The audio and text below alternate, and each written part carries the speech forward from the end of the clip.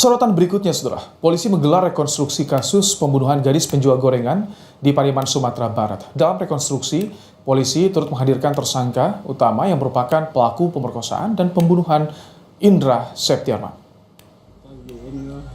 680 personel gabungan disebar di sejumlah titik yang merupakan lokasi proses rekonstruksi. Pengamanan ketat dilakukan untuk mengantisipasi tersangka diamuk massa. 2 kendaraan taktis juga disiapkan untuk pengamanan. Rekonstruksi pertama digelar di warung milik paman tersangka, tempat di mana pelaku bertemu dengan korban untuk membeli gorengan yang dijual korban.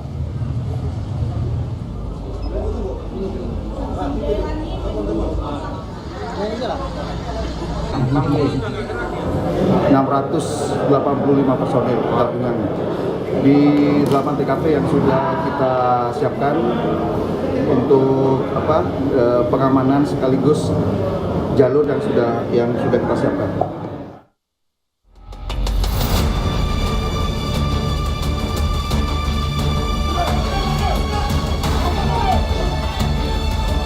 Indra Septiarman, tersangka pemerkosaan dan pembunuhan gadis penjual gorengan di Pariaman, Padang, Sumatera Barat, berhasil ditangkap setelah 11 hari diburu polisi.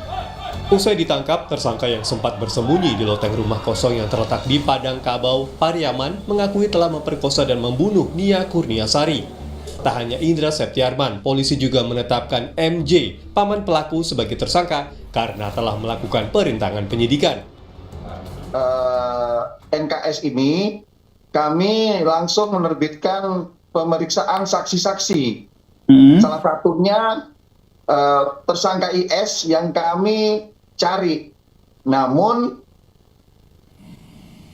MJ alias DN ini mendahului kami untuk menemui dan segera mengarahkan untuk pergi ataupun melarikan diri, sehingga kami kesulitan selama 11 hari pencarian yang sudah kami lakukan kemarin.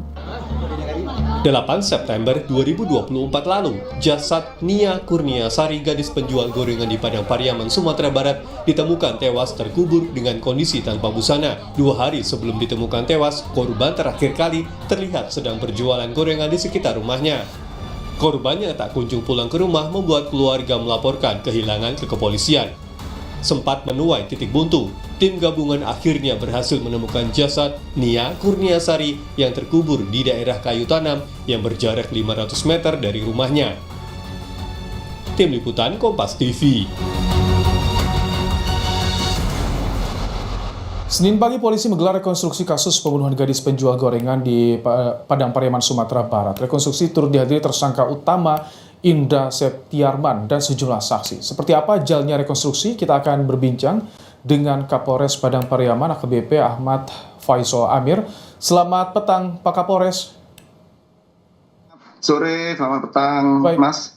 Pak Kapolres, jadi ada berapa adegan yang diperagakan dalam rekonstruksi kali ini? Apakah ada fakta, temuan-temuan baru dari hasil rekonstruksi hari ini, Pak? Ya, terima kasih. Kami sudah melaksanakan 71 adegan di 8 TKP.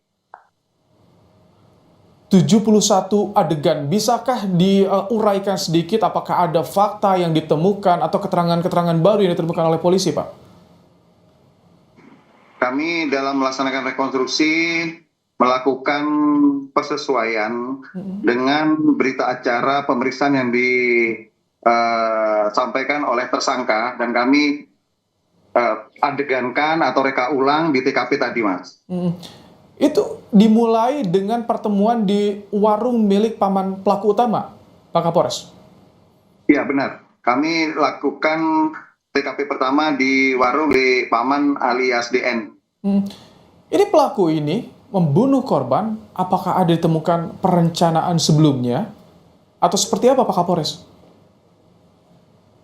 Kami masih mendalami hasil olah TKP tadi untuk bisa kita nantinya intensifkan di dalam gelar, dan kami tadi dipandu dan berkoordinasi dengan kejaksaan bersama-sama melihat dan melakukan olah TKP tadi, Mas. Ini kan pertama dilakukan, TKP pertama warung paman pelaku. Ini paman pelaku apakah mencurigai gerak-gerik dari IS ini, Pak? Sebelumnya? Berdasarkan keterangan dari paman pelaku, tidak mengetahui. Ini paman pelaku yang memiliki warung ini yang ditangkap juga menjadi tersangka perintangan penyidikan atau berbeda, Pak? Ya benar. Ya. Baik. DN. Ya. Ini kami ingin mengetahui sebetulnya, melakukan aksi pembunuhan 11 hari pelarian. Bisa digambarkan kepada kami bagaimana ini pelaku ini dalam melakukan pelarian sampai sulit sekali dicari jejaknya oleh polisi, Pak? Di dalam melakukan persembunyian, setelah ditetapkan sebagai tersangka, IS ini melarikan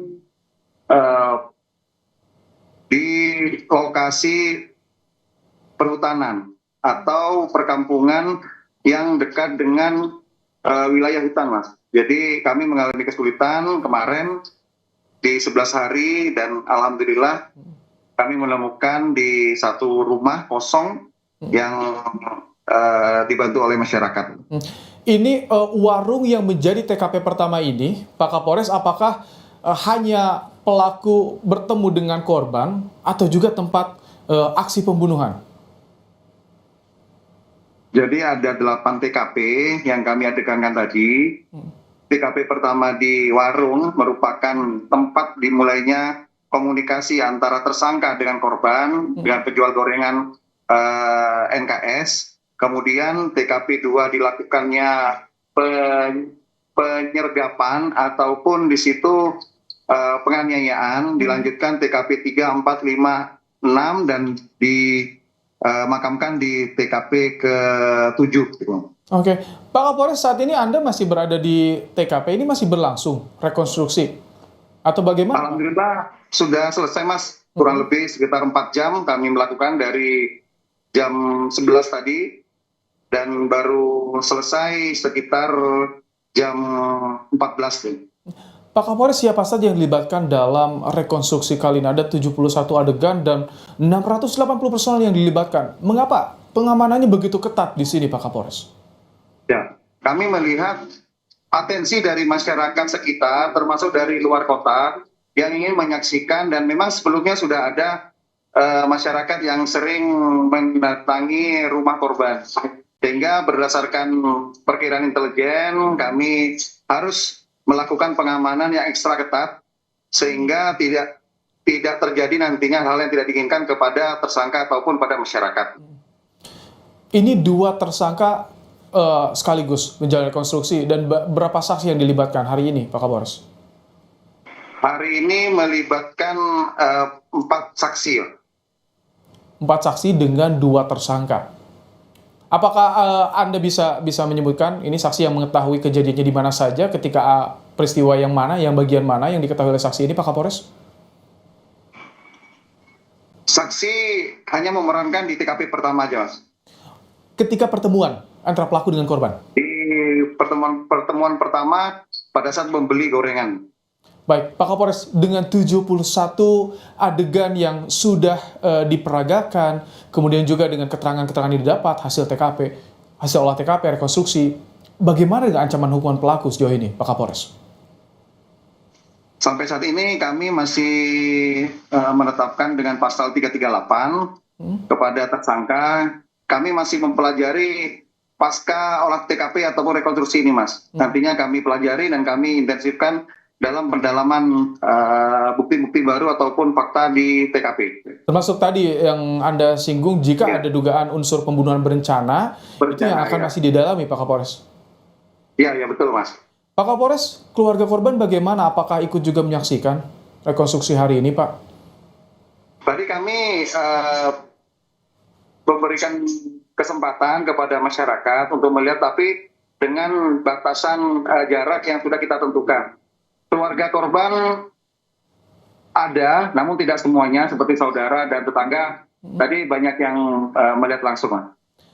Apa yang disampaikan dari keluarga kepada polisi dengan bisa terungkapnya kasus ini, Pak Kapolres? Ya, dari keluarga mengharapkan ada hukuman yang setimpal kepada tersangka.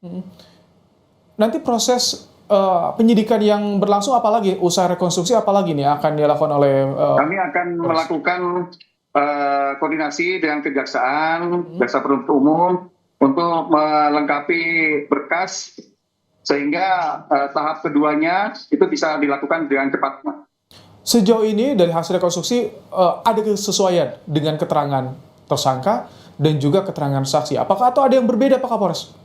Ya, kami nanti sampaikan berikutnya, Mas, karena kami masih kumpulkan bukti-bukti sekaligus fakta baru yang dilakukan dalam rekonstruksi tadi. Baik, terima kasih untuk waktu dan informasinya. Terima kasih. Pak Kapolres Padang Ya. Pariaman AKBP Ahmad Faisal Amir dalam program Kompas Petang sore hari ini.